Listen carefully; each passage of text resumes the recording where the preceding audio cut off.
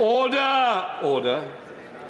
Before we start today's business, I would like to remind members that there is still an opportunity to plant a remembrance tribute in New Palace Yard to contribute to the constituency garden of remembrance.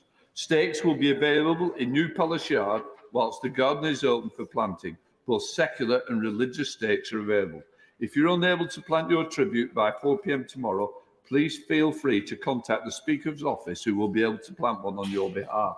I am sure the garden will be filled with tributes as a fitting reminder of the sacrifices made by constituents up and down the country. Right, let us start with questions to the Secretary of State for Northern Ireland, Mark Fletcher. Question number 1, please, Mr. Speaker. Good morning, Mr. Speaker.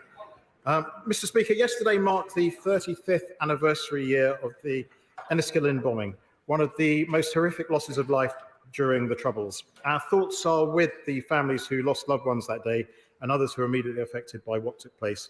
I'll be in Enniskillen this Sunday to pay my respects.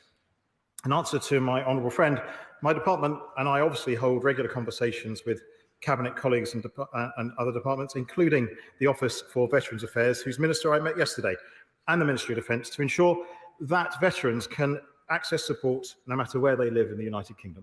Mark Fletcher. Thank my right honourable friend for that answer, but does he agree with me that the Northern Ireland Troubles Bill will provide certainty to those who served in Northern Ireland by ending the cycle of reinvestigations that have burdened too many for too long? Yeah, I thank him for his supplementary question. The bill, which is continuing through its parliamentary passage, seeks to deliver better outcomes for all those affected by the Troubles, and we've consulted widely on this crucial issue, and much of what we heard is reflected in the legislation, and I obviously concur with his view. Jim Shannon. Thank you, Mr. Speaker. Can I, to the Secretary, I spoke to him beforehand, so you know this question. In terms of support for veterans, is the Secretary of State aware of the disgraceful treatment of RUC veterans in the form of a disablement pension, which is being administered contrary to legal judgments in place? And will the Minister or the Secretary of State make contact with the Department of Justice Permanent Secretary to immediately rectify this despicable situation? People have been waiting for 20 and 30 years for this. It's not sorted out yet.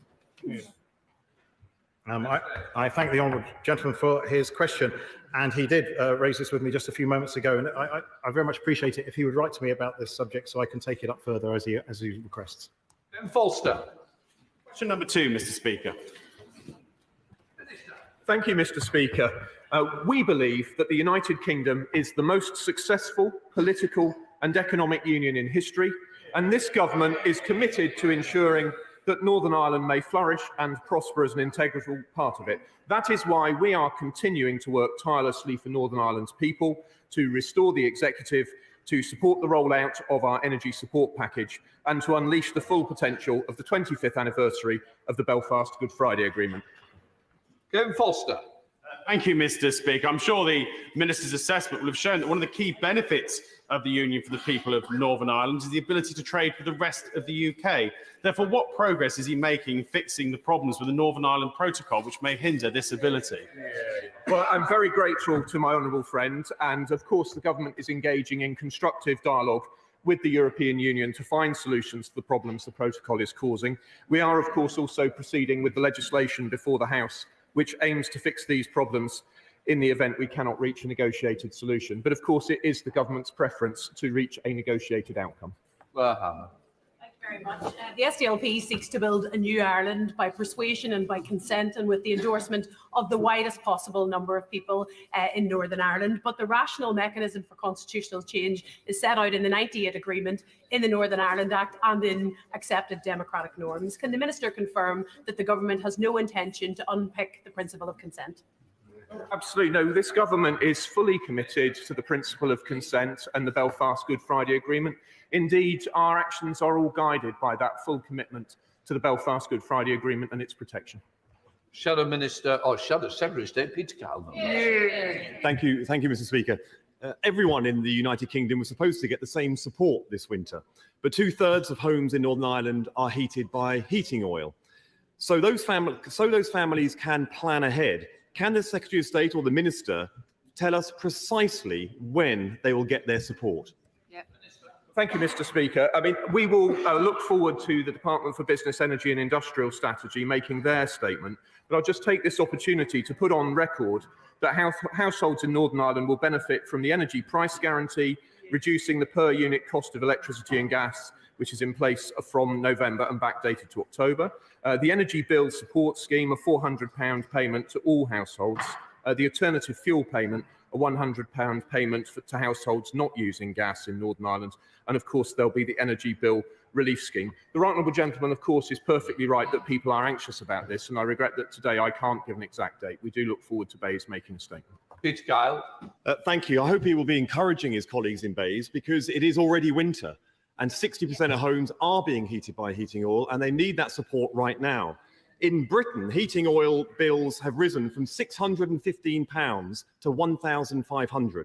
But in Northern Ireland, it's risen from £820 to a staggering £1,900. Did you think it's fair that both are getting the same £100 payment? No. Yeah, not fair. I'm most grateful. My right honourable friend, the Secretary of State, and I have taken this up with our counterparts in Bayes. We do so frequently and intensively.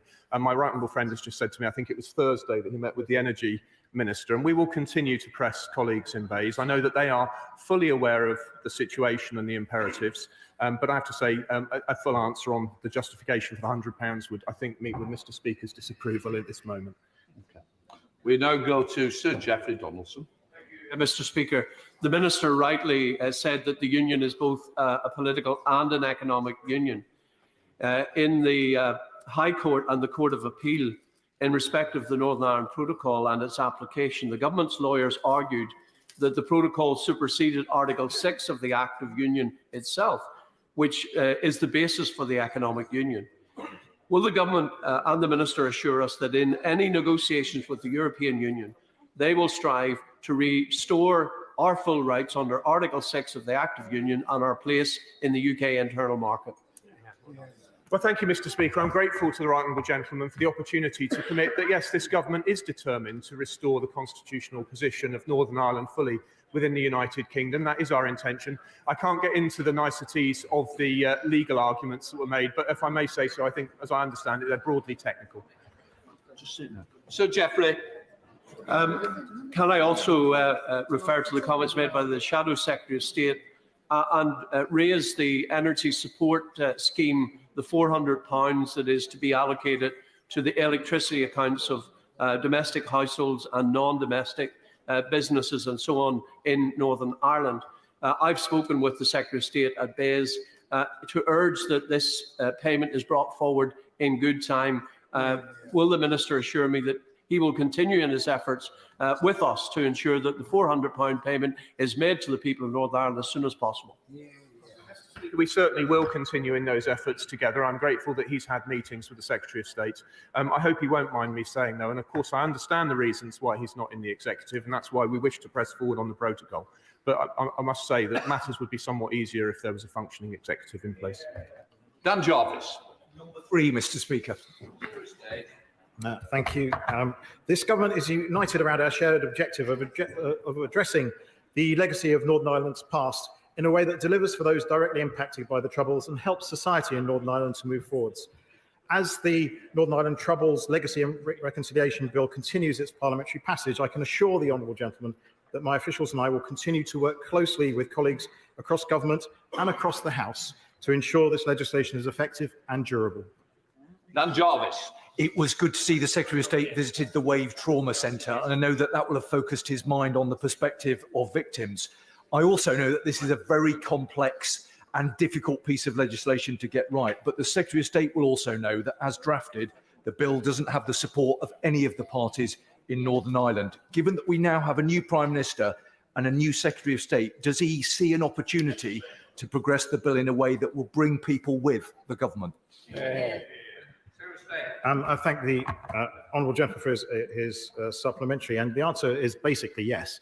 The government understands how important addressing the legacy of the past is for Northern Ireland. We recognise that the bill is difficult for many and continue to engage with stakeholders like Wave and across the piece regarding their concerns and how we can address them as the bill proceeds through Parliament. I hope he recognises, though, that there is no perfect solution to this issue.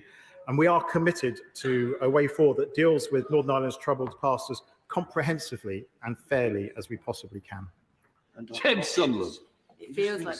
Thank you, Mr. Speaker. Could I please ask the Secretary of State when we might see the legacy bill back in this place, and also whether there will be a necessary review of moral equivalence and terminology?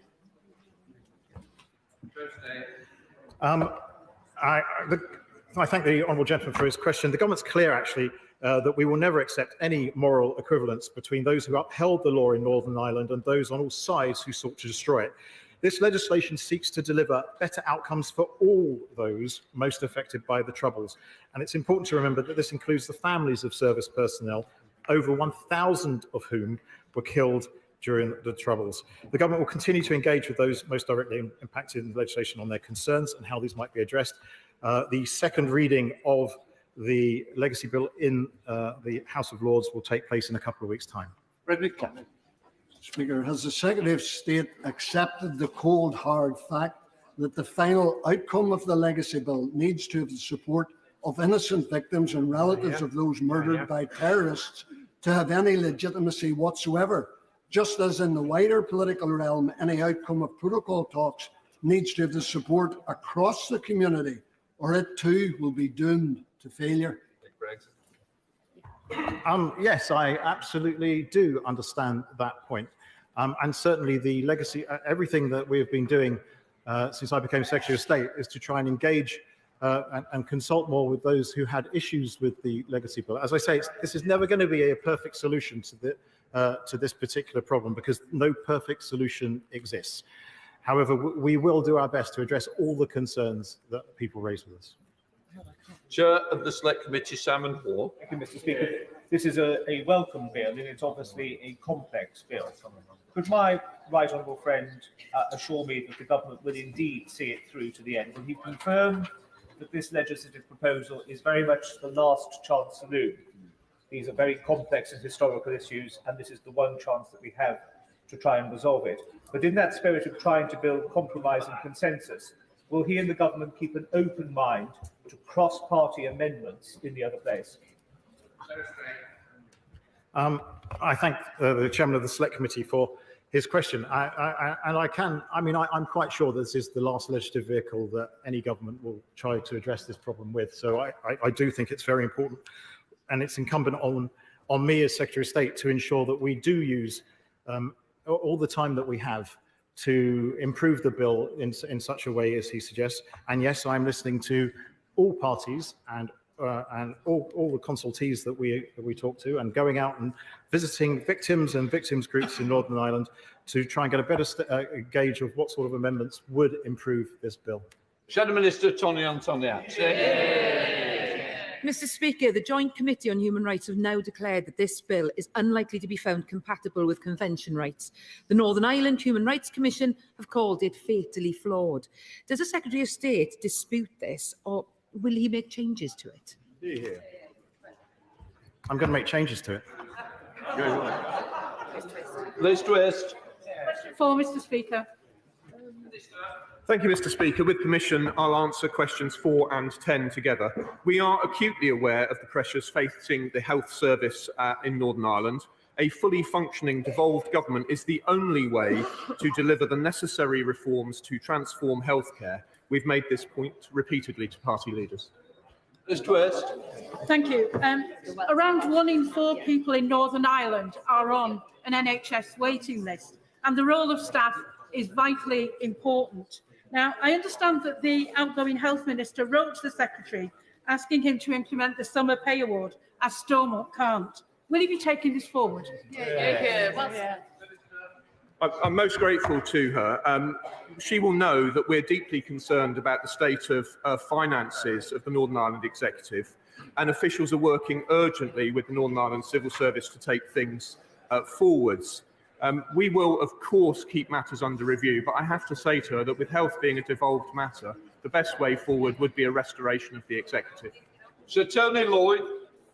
Speaker, 2 years ago, the Health Minister, Robin Swan, who did such a good job, actually, averted industrial action by nurses by making sure that there was comparability between pay for nurses in Northern Ireland with those in England and Wales.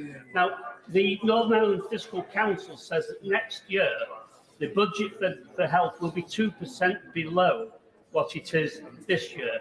Will the Minister guarantee there will be money now to pay the nurses, without whom we will not have any impact on these dreadful waiting lists? Well, Mr. Speaker, I'm very grateful to him because, of course, the recommendations of the independent review bodies, which have responsibility for determining pay for health workers, were published in July 2022. The Minister for Health was unable to implement the recommended pay increases because there had not been a wider executive decision on public sector pay. Pay parity with NHS England had been restored after a Northern Ireland-wide strike in 1920, but the absence of an executive has now seen pay divergence occur again. And Mr. Speaker, finally, I'd just say gently to him that the UK government is providing £121 per person for the executive for every £100 of equivalent UK government spending over the Spending Review 21 period to deliver public services in Northern Ireland. I have to say, I think his constituents and mine would think that was quite generous funding. Alexander Stafford. Question 5, please, Speaker.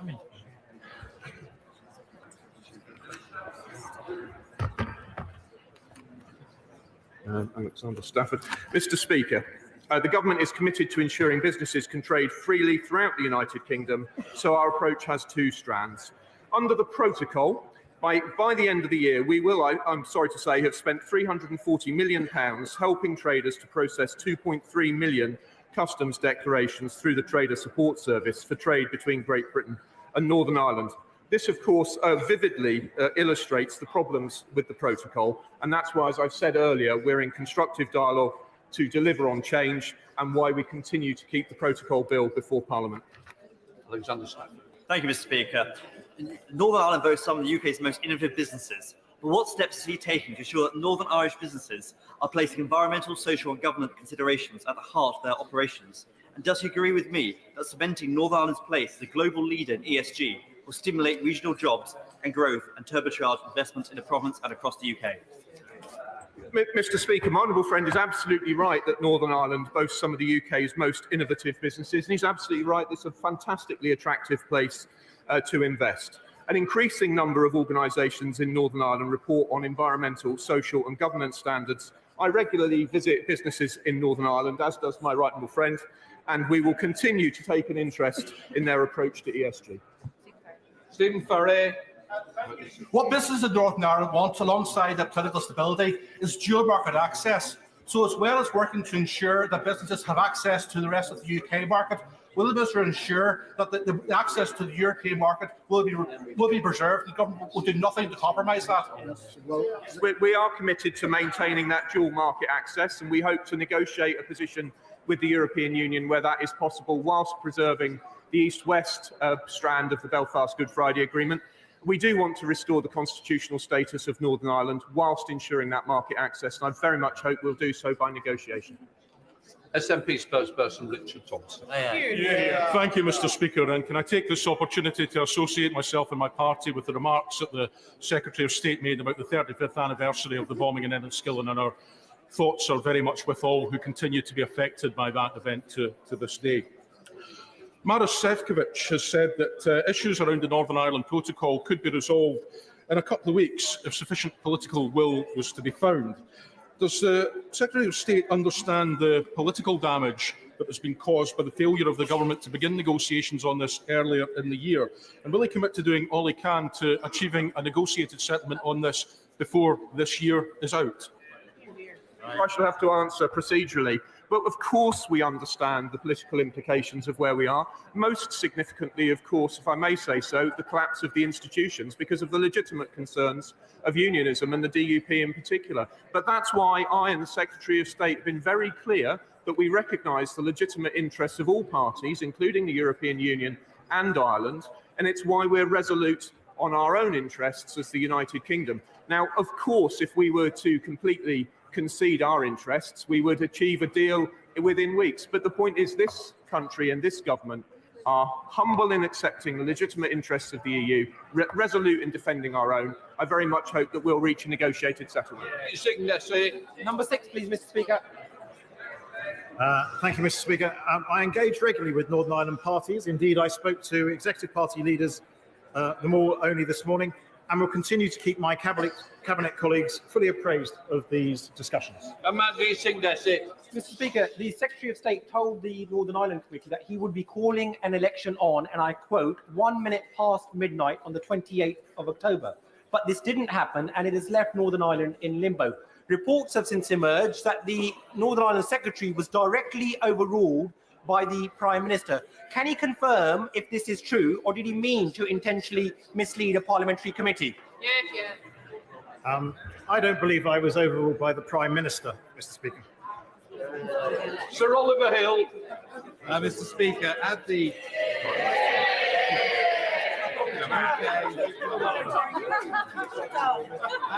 UK-EU Parliamentary Partnership Assembly, which you kindly opened this week, we were able to discuss the situation in Northern Ireland, the protocol and the talks. And voices were raised from across Europe and from this House in all parts, encouraging the government and the Commission to reach an agreement, because this is the gateway to cooperation on so many other things. And so I'd just like to commend the Minister on having the talks and say, let's get a decision. I thank my right honourable friend for the work he does on the Assembly. It is a vital new institution, new committee. It has deep roots in the European Parliament as well as in this Parliament, and it will add great value to our discussions. It's Cunningham, please. Mr. Speaker, the UK government is providing vital support to households and businesses across the UK to help with the rising cost of energy. This is an issue the Secretary of State and I raise frequently with colleagues across government, including the Business Secretary and the Energy Minister. We seek to provide urgent support to households and businesses across Northern Ireland. Alex Gilligan. Yes, Mr. Speaker. Well, several times this morning the Minister's been asked about the £400 energy support payment. What is the blockage to making the payment now? When's it going to be sorted? He will, of course, understand that these schemes need to be delivered by officials, and that effort has been hampered very substantially by not having a functioning executive. And I just say that we all should acknowledge that without an executive, these things are more difficult to deliver. We're well aware of the imperatives, as I said earlier, and once again, I would urge all parties to reform the executive so that we can give people the prompt help that they deserve. Robin Walker. Mr. Speaker. Thank you, Mr. Speaker. Peace and prosperity are intrinsically linked, and this government is committed to delivering both to help Northern Ireland reach its full potential. I pay tribute to my honourable friend for his expert contribution to that end when he served in the department. We are investing £730 million into the new Peace Plus programme, which will support economic growth and community cohesion. The government also provides significant resource to tackle the threat from terrorism, paramilitarism and organised crime. Walker. I saw for myself the growth and city deals offer a huge opportunity across every part of Northern Ireland to improve economic performance and strengthen society that underpins the peace process. Will my honourable friend agree that to maximise the benefit of those growth and city deals, we need the executive in place working hand in hand with the UK government? Well, Mr. Speaker, my honourable friend is absolutely right that our £617 million investment in city and growth deals presents a historic opportunity to generate innovation and growth across Northern Ireland, and he's right that we do need a functioning executive in place to drive forward that delivery. Karen Smith. Speaker, this morning I met with the East Border region, a cross-party, cross-border, local authority-led organisation developing peace and prosperity across the border. Will he agree to meet with them to discuss their work over the last 50 years?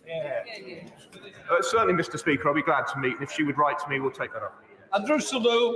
For 9, Mr. Speaker. The government is engaging in constructive dialogue with the European Union to find solutions to the issues caused by the protocol. We're also proceeding with legislation which aims to fix the practical problems the protocol has created in Northern Ireland in the event that we cannot reach our preferred negotiated solution. The Trader Support Service has helped thousands of businesses in Northern Ireland navigate the way in which goods move under the protocol. How will this very important service be funded over the next year? Both the Trader Support Service and the Movement Assistance Scheme provide support to traders moving goods between Great Britain and Northern Ireland. By the end of this year, we'd have spent £340 million helping traders process 2.3 million customs declarations through the Trader Support Service for trade between Great Britain and Northern Ireland. But we very much hope we can find a negotiated solution to the protocol issues, which mean we do not have to spend this money in the future. Wilson. The Northern Ireland Protocol has resulted in the ripping up of the Belfast Agreement, the principle of consent, and the fall of the Assembly. It has also imposed EU law on part of our country, and that law will be imposed by the European Court of Justice. Does the Minister accept you can't improve on that? You've got to remove it. I thank the right honourable gentleman for his question. Actually, I do think there is a negotiated path where you can completely change the how we deal with the protocol, which would mean that it deals with the issues of governance, it deals with the issues of trade, and it deals with all the other practical issues that are causing legitimate concerns to the communities he represents. Before we come to Prime Minister's questions, I'd like to point out that the British Sign Language interpretation of proceedings is available to watch on Permanent Live TV. We start with questions to Prime Minister Neil Coyle. Number one, please, Mr. Speaker.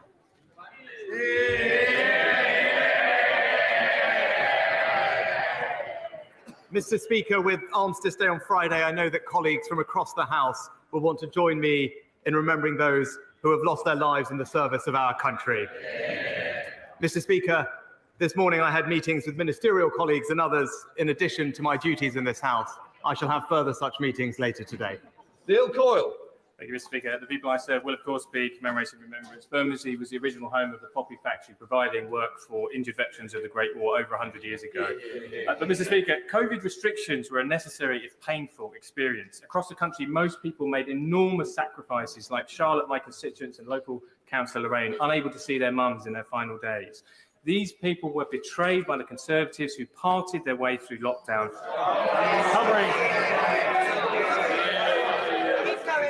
You may not like it, but you can all go to eat kangaroo testicles for all I care. But those Conservatives covered Downing Street in suitcases of wine, in vomit, and in fixed penalty notices. Can this Prime Minister promise today he will use his power of veto to ensure that no one who received an FPN for breaking COVID laws is rewarded with a seat in the House of Lords? Well, Mr. Speaker, what I can say is that this government during COVID ensured that we protected people's jobs, that we supported the NHS to get through the difficult times, and that we rolled out the fastest vaccine in Europe. That's what we did for this country. Thank you, Mr. Speaker. I welcome the commitments made by my right honourable friend at COP27 this week. If he wants to do something that really helps get us to net zero, improves our energy security, and helps create new opportunities in places like Milford Haven, South Wales, South West England, can I urge him to really throw the full weight of his office behind delivering floating offshore wind in the Celtic Sea, and crucially ensure that decisions being taken now by the Crown Estate and the Treasury mean that the economic value, the jobs of this new industry stay here in the UK? Well, can I praise my right honourable friend for highlighting the incredible potential of floating offshore wind technology to help us move to net zero. He's right about the opportunities in the Celtic Sea and for Wales more generally, and I can confirm to him that Crown Estate's leasing process is expected to deliver more seabed leases for many more projects. Leader of the Opposition, Keir Starmer. Thank you, Mr. Speaker. Can I join the Prime Minister in his comments about Remembrance Day? We remember all those who paid the ultimate price and all those who have served and are serving our country. Yeah. Mr. Speaker, the member for South Staffordshire told a civil servant to slit their throat. How does the Prime Minister think the victim of that bullying felt when he expressed great sadness at his resignation? Mr. Speaker, unequivocally, the behaviour complained of was unacceptable, and it is absolutely right. It is absolutely right that the right honourable gentleman has resigned. For the record, I did not know about any of the specific concerns relating to his conduct as Secretary of State or Chief Whip, which date back some years. I believe that people in public life should treat others with consideration and respect, and those are the principles that this government will stand by. Mr. Speaker, the member for South Staffordshire spent years courting the idea he can intimidate others, blurring the lines to normalise bullying behaviour. It's precisely why the Prime Minister gave him a job. The truth is simple. He's a pathetic bully. But he would never get away with it if people like the Prime Minister didn't hand him power. So does he regret his decision to make him a government minister? Mr. Speaker, I obviously regret appointing someone who has had to resign in these circumstances. But I think what the British people would like to know is that when situations like this arise, that they will be dealt with properly. And that's why it is absolutely right that he resigned, and it's why it is absolutely right that there is an investigation to look into these matters properly. I said my government would be characterised by integrity, professionalism and accountability, and it will. Keir Starmer. Mr. Speaker, everyone in the country knows someone like the member for South Staffordshire. A sad middle manager getting off on intimidating those beneath him. But everyone in the country also knows someone like the Prime Minister. The boss who is so weak, so worried the bullies will turn on him, that he hides behind them. What message does he think it sends when, rather than take on the bullies, he lines up alongside them and thanks them for their loyalty?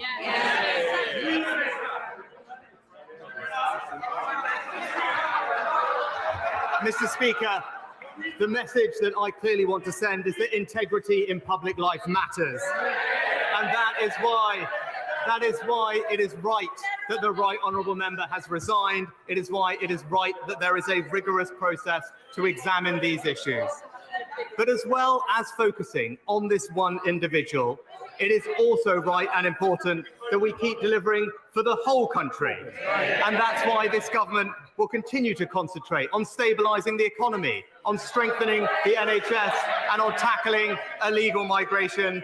Those are my priorities. Those are the priorities of the British people, and this government will deliver on them.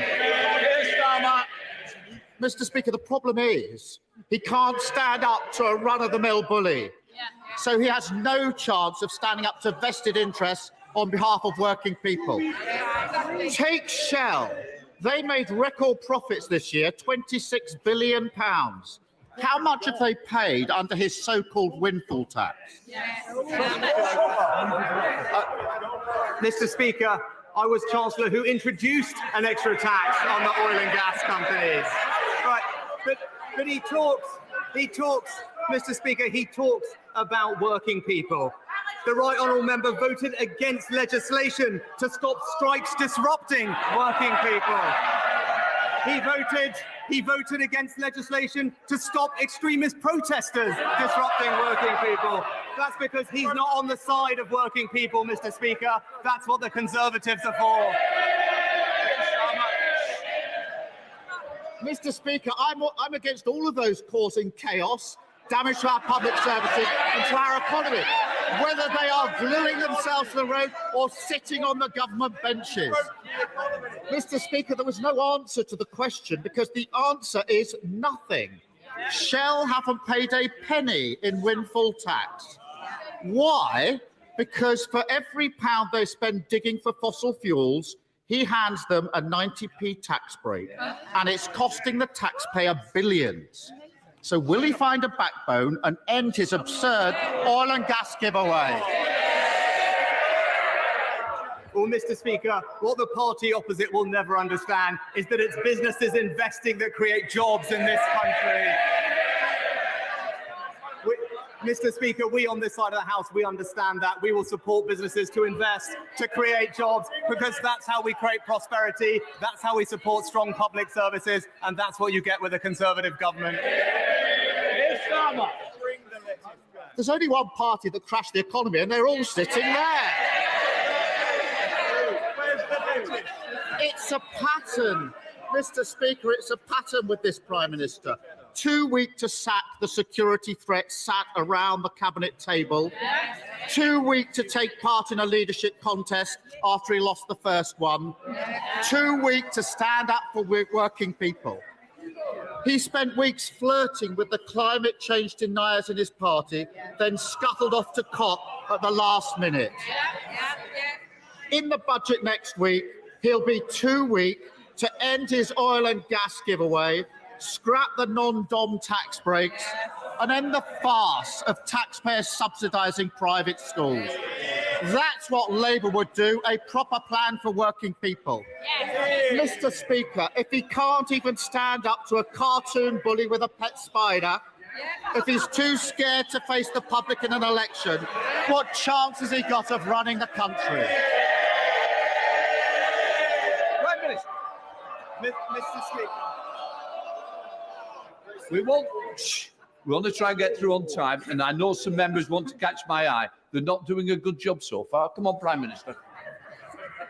Mr. Speaker, the honourable gentleman talks about judgment about putting people around the cabinet table. I would just gently remind him he thought the member for Islington North was the right person to look after our security. But Mr. Speaker, the honourable gentleman, he said a lot today. He said a lot today, but it's clear that he isn't focused on the serious issues that are confronting our country.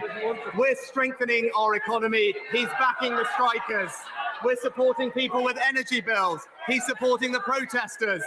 And we're tackling illegal migration. He's opposing every measure. The British people want real leadership on the serious global challenges we face, and that's what they'll get from this government.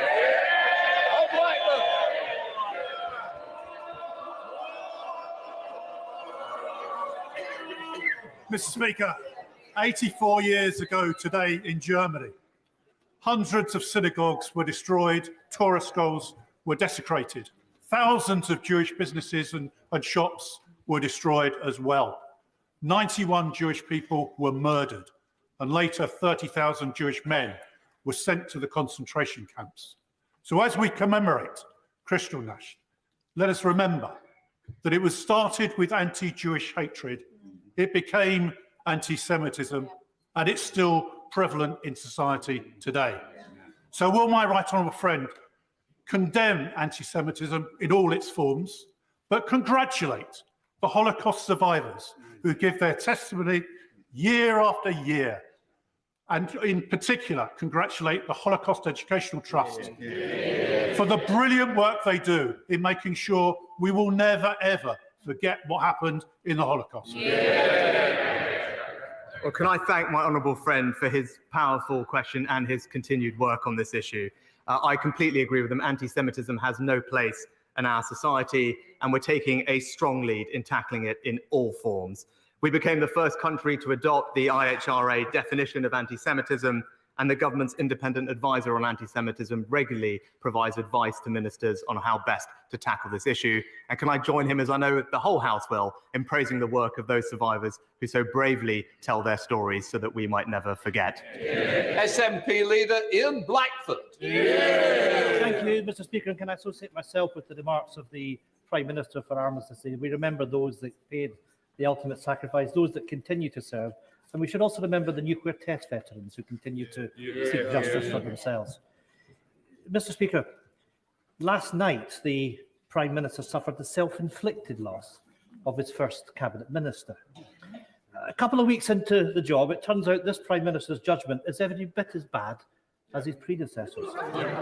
Speaking of which, we now know that his former friend, the former Prime Minister, plans to hand out seats in the House of Lords to at least 4 Tory MPs, including the current Secretary of State for Scotland.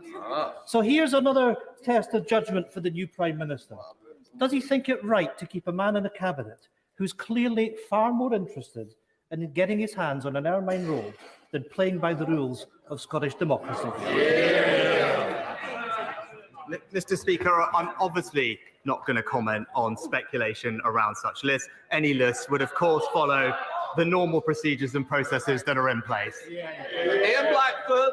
I'm afraid it's not speculation, and of course the Prime Minister clearly doesn't get how corrupt this all looks to people in Scotland. Because not only do we have a UK government that denies democracy, we now have a Secretary of State that is running scared from it.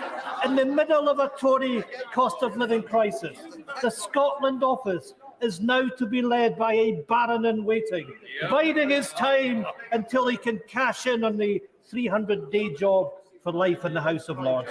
He should be sacked from the Cabinet, and the people of Dumfries and Galloway should be given the chance to sack the Tories in a by-election. The Prime Minister's judgment is already in tatters.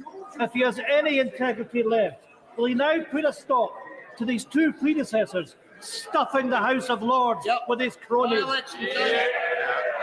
Mr. Speaker, what the Secretary of State and I are jointly focused on is working constructively with the Scottish Government to deliver for the people of Scotland. I'll be pleased to be meeting the First Minister tomorrow because that, I think, is what the people of Scotland want to see. Ian Collins. Thank you, Mr. Speaker.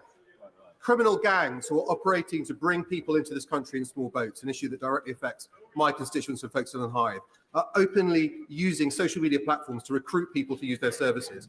Can my right honourable friend confirm that the online safety bill will require social media platforms to take effective action to remove this content? And is it also the intention of the government to bring the bill back later this month? Well, can I thank my honourable friend for his work in raising awareness of this particular issue? He is absolutely right, and I'm pleased to give him the reassurance that the online safety bill will require platforms to remove and limit the spread of illegal content and activity online. Assisting illegal immigration is listed as a priority a priority offence in the bill, and we look forward to bringing it back to the House in due course. Samuel Roberts. The Prime Minister is struggling to rebuild the Tories' ruined economic credibility after his predecessor scorned the Office for Budget Responsibility. But in a Bloomberg interview just last week, his Trade Secretary disputed OBR forecasts that trade will be 15% lower because of Brexit.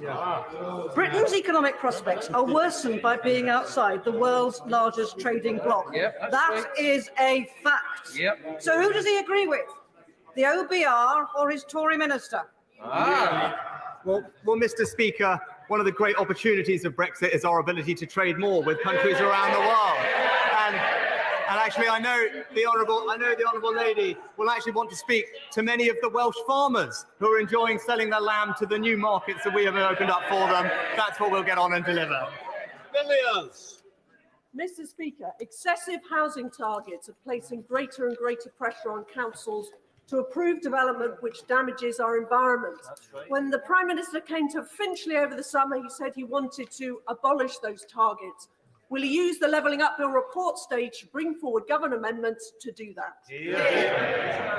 Mr. Speaker, the government is committed to making home ownership a reality for a new generation, and we must build homes in the right places where people want to live and work. But as the right honourable lady knows, and as I said, I want those decisions to be taken locally, with greater say for local communities rather than distant bureaucrats. And my right honourable friend, the Secretary of State, is happy to sit and meet with her to discuss how best to make this a reality. Mr. Speaker, does the Prime Minister remember back in February when he was Chancellor of the Exchequer, when I informed him that due to his incompetence in that job, the children in my constituency would go to bed that night with no food in their tummy and no heat in their homes? What is he now going to do as Prime Minister to make sure that in every community in our country, children aren't in that situation in this hard winter ahead? Well, Mr. Speaker, the absolute best way to ensure that children do not grow up in poverty, which is something that none of us want to see, is to ensure that they do not grow up in a workless household. And the record under these governments is that 700,000 fewer children are growing up in workless households, and that's because Conservative governments create jobs for people, Mr. Speaker, and that's the best anti-poverty strategy that we have. On Friday, I visited a bridging hotel in my constituency that is currently housing 77 Afghan refugees, as local organisations search for permanent accommodation for them following the success of Operation Pitting. Many of the refugees I met held highly skilled jobs back in Afghanistan, including a doctor, international athletes and government ministers. Can the Prime Minister assure the House that our government will do more to support these highly skilled individuals to enter the UK workforce? Well, it's nice to hear from my honourable friend again this week, and I can reassure him that we are completely committed to supporting Afghan refugees into the employment opportunities here in the UK. The Department for Work and Pensions has a full programme in place, and I can also tell him that our Refugee Leads Network brings together refugee organisations and DWP to connect those refugees with employment opportunities, and I look forward to seeing the fruits of that programme with him in the near future. Bradshaw. 5 years ago, the government belatedly launched a review into the security risk posed by handing thousands of mainly wealthy Russian and Chinese nationals so-called golden visas so that they could live in Britain. It also promised to publish the results of that review. Why hasn't it? Well, Mr. Speaker, we did indeed review and indeed end the visa that the honourable gentleman is raising. The Home Office is currently conducting the right way to replace that visa with something that is more sustainable going forward and protects our security interests. I'll be happy to have the Home Secretary write to him with an update on that process. Siobhan Bailey. Thank you, Mr.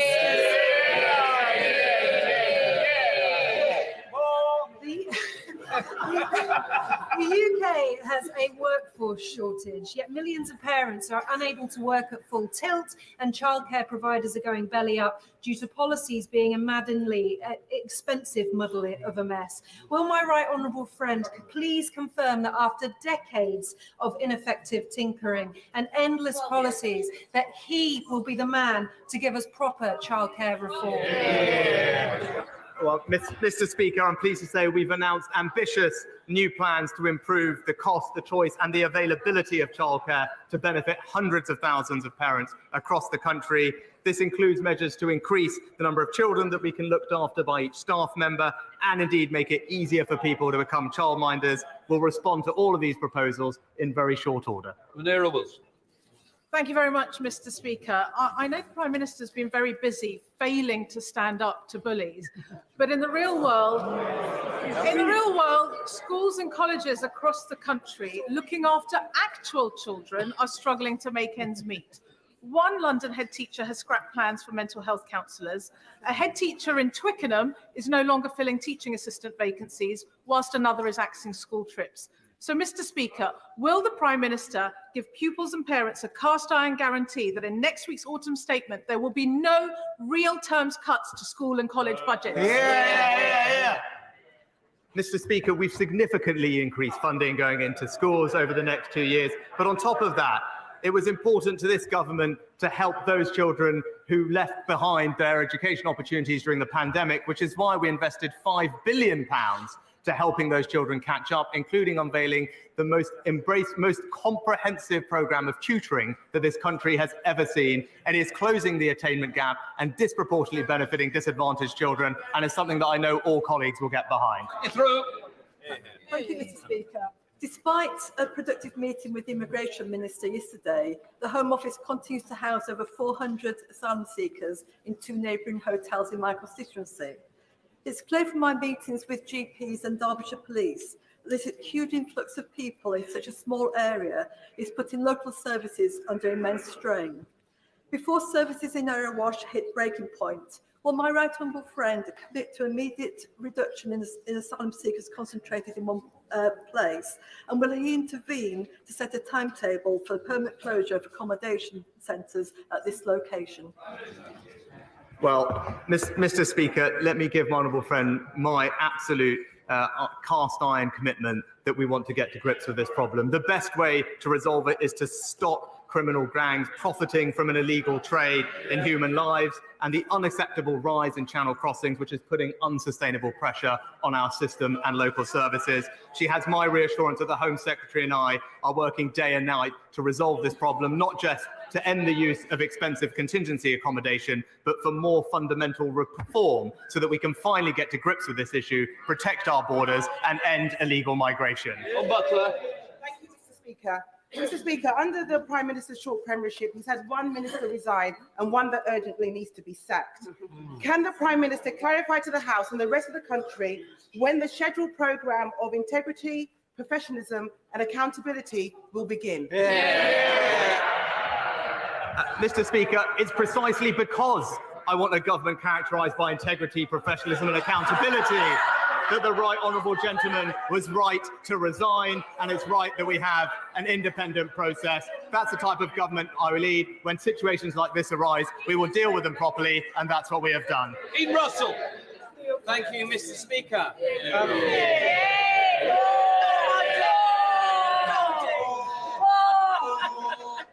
Was it? It's quite amazing, isn't it, when a minister's come from his post to get more cheers. Come on, Dean Russell. Thank you, Mr. Speaker, and thank you to my colleagues.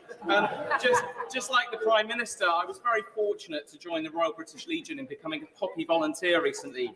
I joined colleagues in Abbots Langley, and I was part of Les Betters's team. And this week I'll be joining Tony Griffiths and his team in the Tudor ward in Watford.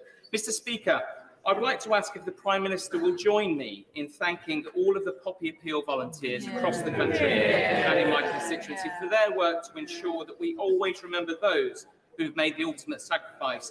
And if the Prime Minister or perhaps the Minister for Veterans will also visit Watford to meet our heroic veterans who we owe so much. Thank you. And my honourable friend is a fantastic champion for Watford, and it is a pleasure to join him in thanking the Royal British Legion's Poppy Appeal volunteers, both in Watford and across the country. There is no greater sacrifice than those who lay down their lives in the service of our nation. So I'm proud, as many others are, to support the Poppy Appeal and to honour our veterans. Carl Turner. If the Prime Minister or any member of his many households became unwell, would he start ringing the GP surgery at 8 o'clock each morning to not get an appointment? Would he go off to accident and emergency and wait 12 hours to be seen? Would he call an ambulance which wouldn't come? Or would he use some of his £750 million unearned wealth to pay privately and see somebody there and then? Yeah. Well, Mr. Speaker, I'm very grateful, and let me put on record my thanks to the fantastic team at the Friarage Hospital in Northallerton who provided excellent care to my family over the years. But the honourable gentleman is right to highlight the issue of people waiting unacceptably long for treatment that they need. That's why we've put record funding into the NHS to help with backlogs and waiting times this winter. It's why the Health Secretary and the Chancellor are discussing how best to deliver the reforms that we need, because I want to make sure that everyone gets the care they need, and we will continue to invest in more doctors, more nurses and more community scans so that we can deliver exactly that. Thank you, Mr. Speaker. Blackpool is due to benefit from a £300 million private sector-led regeneration project, which will deliver thousands of new jobs for my constituents over the years ahead. To deliver this ambitious new project, we need support with a £40 million package of relocating the existing court complex, which currently occupies the site. Various Secretaries of State have been very supportive of the project so far, so is the Prime Minister able to give me an update on when we can receive some good news about how we can get this project off the ground? Well, can I join with the honourable member in recognising the importance of the Blackpool Central Regeneration Project to the town's levelling up ambitions. I can tell him that my right honourable friend, the Justice Secretary and Housing Secretary, are in the process of resolving this issue for him and how best we can relocate the court complex. And I can tell him he won't have to wait very long for an update on the plans. Mr.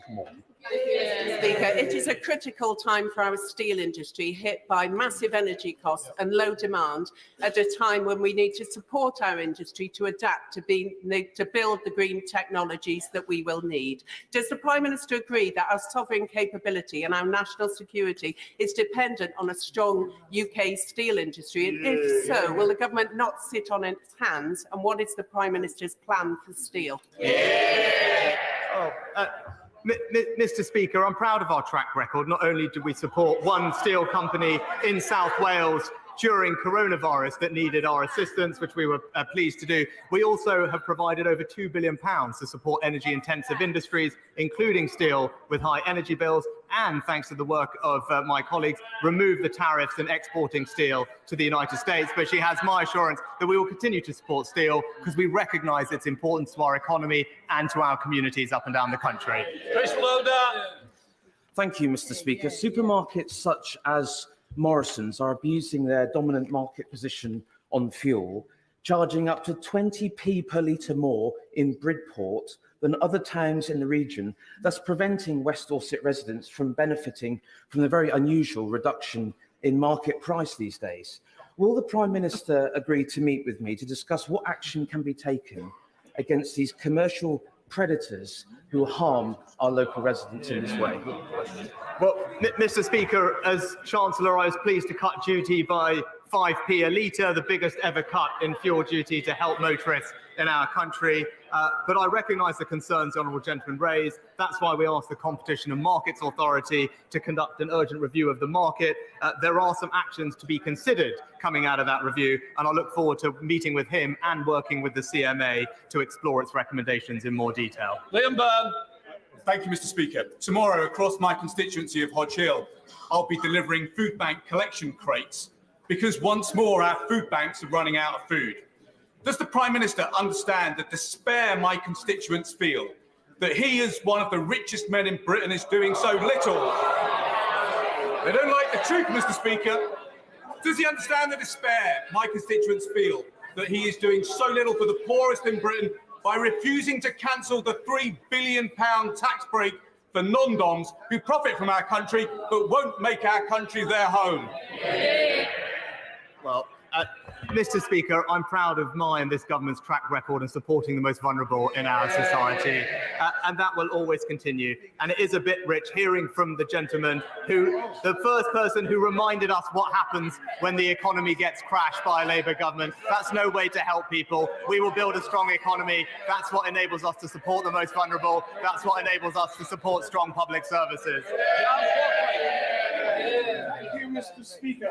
The British people are reliant on our party and this government to fulfil its promises on levelling up. Not just up and down the country, but sideways too. Does my right honourable friend agree with me that the Felixstowe and Harwich Freeport plan will be judged as an historic failure unless such a plan succeeds in levelling up a deprived ward that is in my constituency? And will my right honourable friend join me in Clacton to kickstart that plan? Also, Mr. Speaker, will my right honourable friend commit to coming to the tendering showcase currently in the Jubilee Room until 2:30? That sounds like a very appealing invitation, Mr. Speaker, but I agree with my honourable friend that levelling up has to deliver for communities in every corner of the United Kingdom, including in coastal communities in the south, Mr. Speaker. He knows I'm a champion of free ports, and I look forward to working with him to see how best we can realise their benefits in his area. That completes Prime Minister's questions. Those who wish to leave, please do so quietly.